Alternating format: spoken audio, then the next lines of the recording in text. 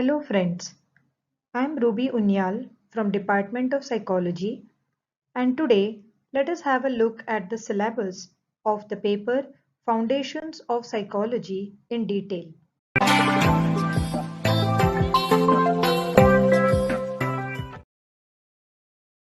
Hello friends, at the very outset I welcome all of you to this semester 1 of our F.Y.B.A class of online teaching.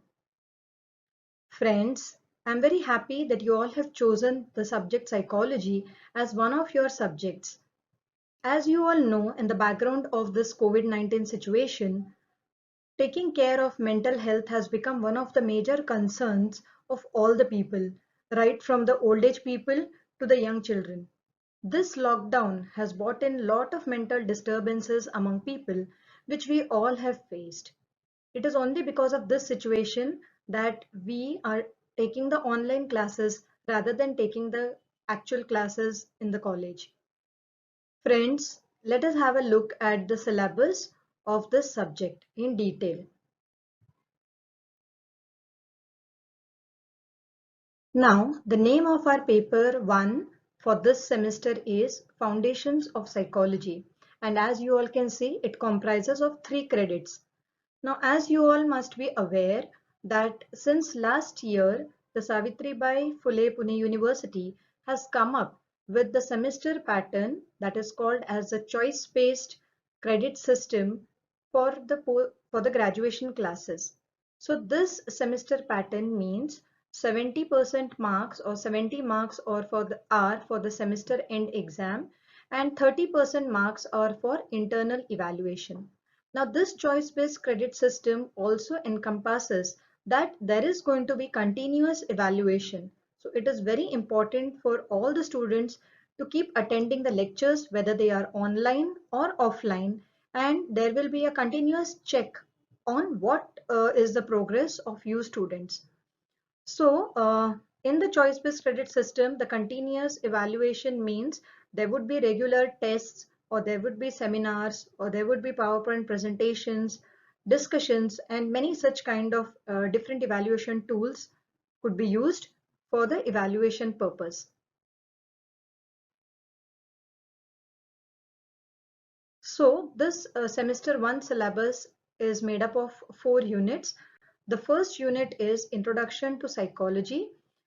Now, many of the students may not have psychology as a subject in 11th and 12th class. However, students from KTHM College and many other colleges in the nearby vicinity do have these subjects, but there are some other students who may not have psychology as one of their subjects in the junior college.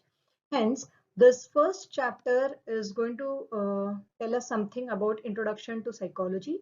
For those students who already had this subject in the 11th and 12th class, there would be a slight revision, I can say. The second unit is about cognitive processes.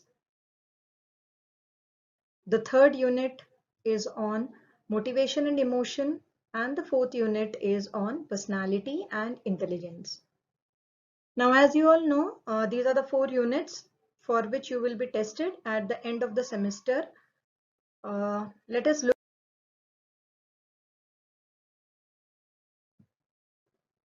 So, Unit 1. Now, what all we would be covering in this unit? Unit 1 is about Introduction to Psychology. In this, the first point is on psychology as a science and goals of psychology. Now, when we study psychology, initially psychology was considered as a part of philosophy, but in the recent years, that is just around 200 years back, psychology has got the status of being a science. So what are the criteria of science? We would be dealing with this in this particular point. And secondly, we would study the goals of psychology. After this, we would see the brief history and perspective of psychology. Now, there are various schools in psychology. So, what are the different thoughts? And they are structuralism, functionalism, gestalt psychology, psychoanalysis, and behaviorism. In 1.3, we are going to study the various career avenues in psychology, or we can also call them as the fields of psychology. Now, as we all know, psychology is in great demand and it has nearly touched all the walks of life today. So is the application of psychology. Today, psychologists are required in the varied fields like clinical psychology, which deals with the various disorders and abnormalities among the people. Then we have industrial and organizational psychology. We have educational psychology, where the work area is especially in the field of education, that is the schools and colleges. Then you have social psychology that studies about the psychology of people while behaving in the society. Then we have developmental psychology that studies the progress of an individual from the womb to the tomb. We have health psychology, criminal and forensic psychology. We have military psychology, sports psychology, neuropsychology, environmental psychology. Today, the most upcoming branch is positive psychology, which talks about wellness and happiness. Then we have spiritual psychology and women and child psychology. Then the in the unit one, the fourth point is about the Indian psychology. Now, most of us consider that psychology is a subject that has come up from the Western countries, which is very true. Most of the literature that we are reading today is in English and it has come from the Western countries. However, we cannot forget or we just can't ignore the contributions made by the Indian uh, philosophers or Indian experts in the field of psychology. Be it our mythological stories, the Bhagavad Gita, the Vedas, the Upanishads, the Purans, the Jataka tales, the Aesop fables, all these are nothing but they teach us how one has to deal in life. Rather, they teach us the different life skills. So, in this point, we are going to study the contribution of Indian psychologists.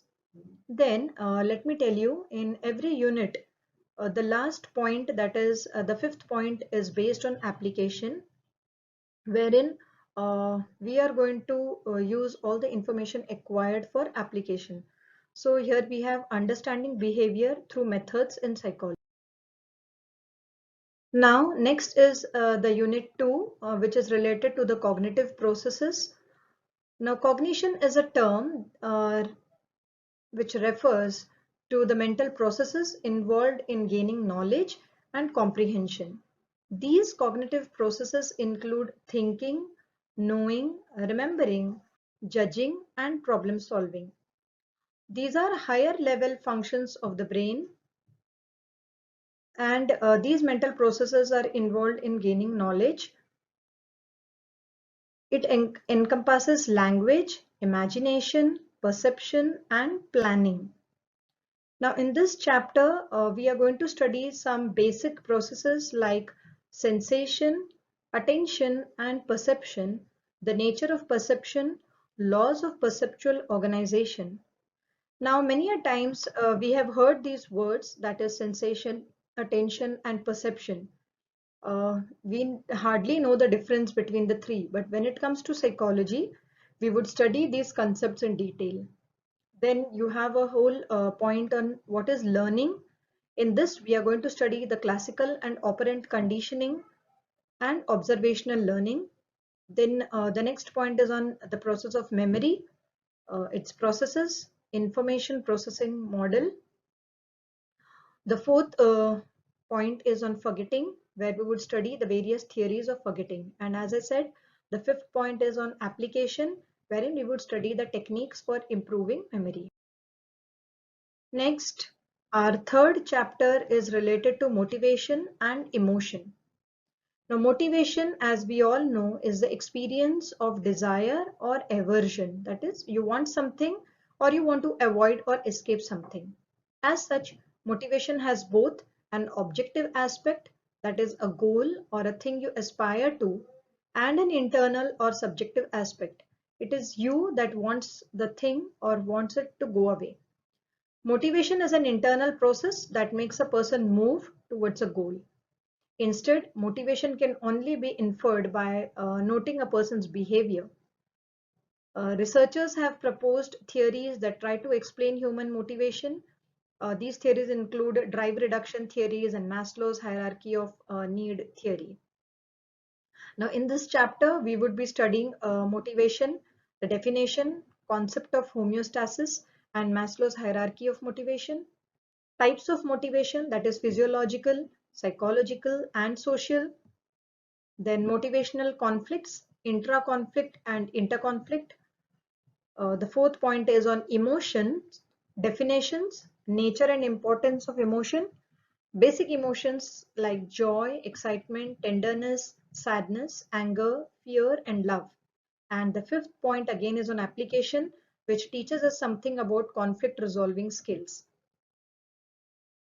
Our next topic is on personality and intelligence. Now, personality is a combination of behavior, emotion, motivation, and thought patterns that define an individual.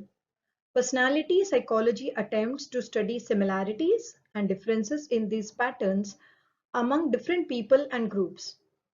Personality, it refers to individual differences in characteristic patterns of thinking, feeling, and behavior. The study of personality focuses on two broad areas. One is understanding individual differences in particular personality characteristics, such as sociability or irritability. Secondly, we are going to study about intelligence. Intelligence is the ability to think, to learn from experience, to solve problems, and to adapt to new situations. So here we are going to study personality, definitions and nature, then personality as a set of traits. So we have a few personality theories, that is Cattell's theory, Alport's theory, and the Big Five theory of personality.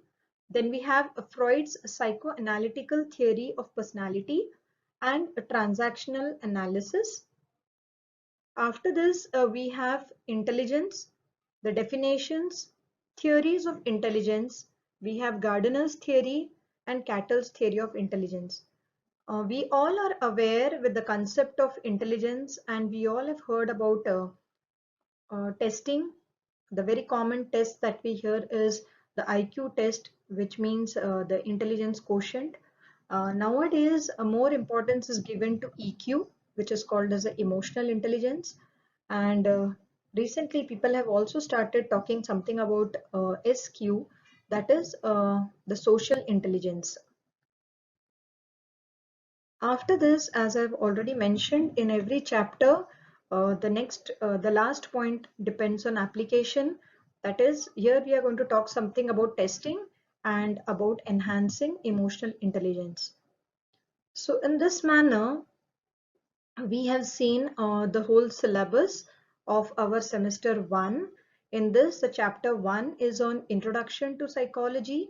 Then the second chapter is about cognitive processes. The third chapter, we are going to study about motivation and emotion. And in the fourth chapter, we are going to study personality and intelligence in detail. So at the end of the semester, the students would be appearing for an exam of 70 marks. And before that, 30 marks would be given for internal evaluation, which is going to be a continuous process. And as I have mentioned earlier, we would be taking tests. Now, if the sessions are going to be online, very soon we would be asking you people to join a Google Classroom, wherein we would be sharing notes related to our subject. We would be sharing certain videos. At the same time, there can be quiz, tests, and many other things that could be shared through the Google Classroom. So, depending on the pandemic situation and the decisions that are going to be taken by the authorities, we would decide on this.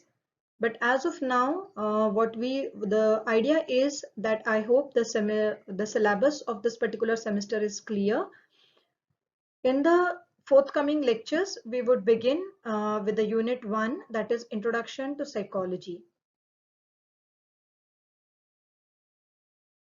Thank you so much, friends, for listening to this session on the syllabus in detail.